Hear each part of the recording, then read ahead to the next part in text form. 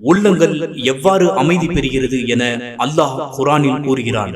அல்லாஹ்வை நினைவு கூறுவதன் மூலம் உள்ளங்கள் அமைதி பெறுகின்றன.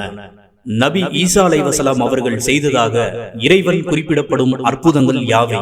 குழந்தையில் பேசியது, களிமண்ணினால் பறவையை செய்து இறைவனின் அனுமதியை கொண்டு உயிர் கொடுத்தல், பிறவி குருடனுக்கு பார்வையளித்தல், வெண்குஷ்ட ரோகியை குணப்படுத்துதல், இறந்தவரை அல்லாஹ்வின் உத்தரவை கொண்டு உயிர் பெறச் செய்தல், பிறர் உண்பதை வீட்டில் உள்ளவற்றை பார்க்காமலே அறிவித்தல்.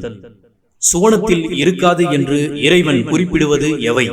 1 பசி, 2 நிர்வாணம், 3 தாகம், 4 வெயில். வீரமுள்ள செயல் என குர்ஆன் எதை கூறுகிறது? எவரேனும் பிறர் செய்யும் தீங்கை பொறுத்து கொண்டு மன்னித்து விட்டால் அது மிக உறுதியான வீரமுள்ள செயலாகும். நபி மூசா அலைஹிஸ்ஸலாம் அவர்கள் கற்பாறையில் அடித்தபோது எத்தனை நீர் ஊற்றுகள் பீரிட்டு எழுந்ததாக இறைவன் கூறுகிறான். 12 நீர் ஊற்றுகள் பீரிட்டு எழுந்தது. தொழாதவர்களுக்காக இறைவன் சித்தப்படுத்தி வைத்திருப்பதாக கூறும் நரகத்தின் பெயர் என்ன? சகர் என்ற நரகம்.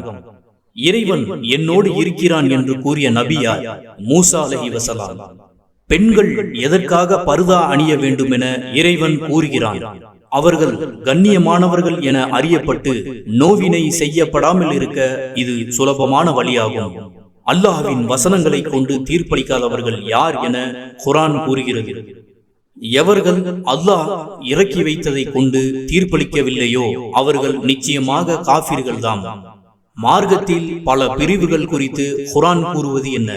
இறைவனின் தெளிவான ஆதாரங்கள் வந்த பின்னரும் யார் தங்களுக்குள் பிரிவை உண்டு பண்ணி கொண்டு மாறுபாடாகி விட்டார்களோ அவர்களை போன்று ஆகிவிடாதீர்கள். அத்தகையோருக்கு கடுமையான வேதனை உண்டு. கருக்கலைப்பு, குடும்ப கட்டுப்பாடு குறித்து இறைவன் கூறுவது என்ன?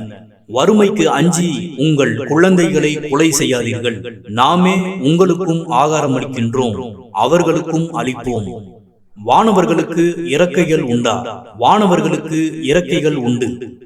7 இரவுகள் 8 பகல்களும் தொடர்ந்தாற்போல் எந்த சமுதாயத்திற்கு வேதனை இறக்கப்பட்டது? ஆது சமூகத்தாருக்கு. மோக்மீனான ஒழுக்கமுள்ள பெண்கள் மீது அவதூறு கூறுவது குறித்து குர்ஆன் என்ன கூறுகிறது? எவர்கள் மோக்மீனான ஒழுக்கமுள்ள பேதை பெண்கள் மீது அவதூறு கூறுகிறார்களோ அவர்கள் நிச்சயமாக இம்மையிலும் மறுமையிலும் சபிக்கப்பட்டவர்கள். இன்னும் அவர்களுக்கு கடுமையான வேதனையும் உண்டு.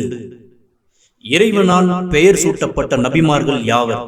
யஹ்யா அலைஹிஸ்ஸலாம் அவர்கள் மற்றும் ஈசா அலைஹிஸ்ஸலாம் அவர்கள்.